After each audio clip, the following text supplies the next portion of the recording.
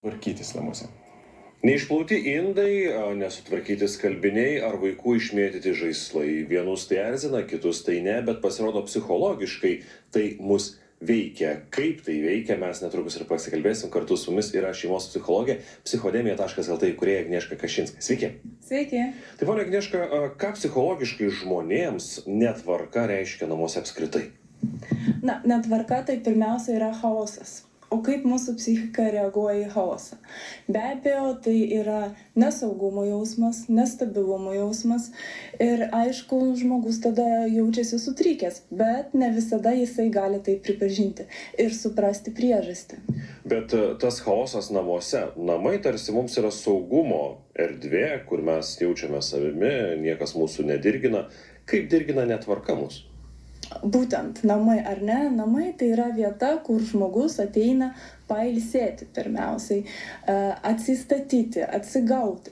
Ir kai yra netvarka, psichika suvokia, kažkas čia yra ne taip, kažkas čia yra nesaugu. Kai kurie žmonės tikrai šito nepripažįsta, nes yra pripratę kitaip. Jų šeimose buvo kitaip, ne? Bet kaip tyrimai sako, 80% mūsų elgesio eina iš pasąmonės. Ką tai reiškia? Tai reiškia, mums atrodo, kad mes sąmoningai kažką darom, o iš tiesų yra elgesio mechanizmai, kurie tiesiog veikia. Dėl to žmogus ir kreipiasi pas psichologą, sakydamas, aš perskaičiau daug knygų, aš žinau, ką daryti, bet man nepavyksta. Kodėl nepavyksta? Nes viduj yra kiti elgesio mechanizmai užkoduoti. Ir kaip tai susijęti su netvarka, tai būtent pagal tyrimus netvarka veikia tą nestabilumą, nesaugumą ir žmogus, tada jo elgesys to yra ir paremtas.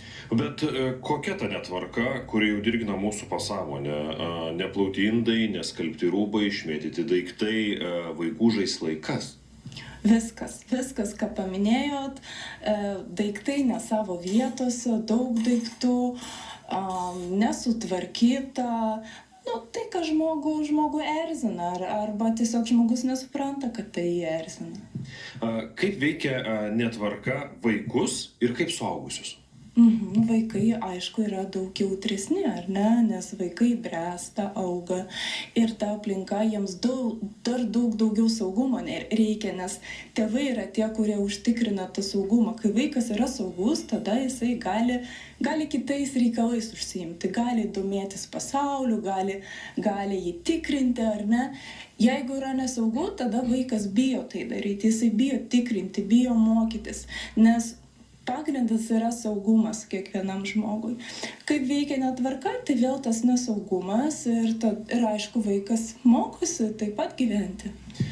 Bet ta netvarka, ar yra įgimtas dalykas, ar tyliai kopijuojamas iš tėvų, ar išugdomas? Kaip pavyzdžiui, tėvai nėra labai tvarkingi, bet vaikams liepia tvarkytis. Padės ar ne? Greičiausiai ne, nes vaikai, tiesiog paprasčiausias būdas yra mokytis iš pavyzdžio, savo pavyzdžio, tada ir mokyti nereikia. Tiesiog vaikai mato tokį elgesio modelį ir jiems tai tampa norma.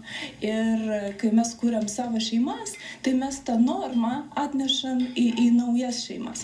Tikrai galima keisti, bet tada reikia labai daug pastangų. Ar daiktų kiekis iš esmės ir kuria netvarką? Ir kiek yra teisybės, kad daiktų kiekis mus gali slėgti net namuose? Daiktų kiekis, jeigu viskas sudėliota labai kažkaip savo vietose, turi savo vietą, teoriškai turėtų būti gerai. Kiek tai praktiškai įmanoma, turint daug daiktų, tai išlaikyti, atsakymas žinot patys.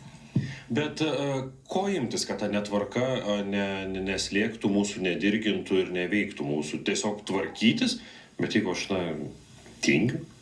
Tuomet mažinti daiktų kiekį. Tada yra paprasčiau palaikyti tvarką. Nes iš esmės kito būdo negu, kaip sakoma, apsiverkti ir susitvarkyti nėra.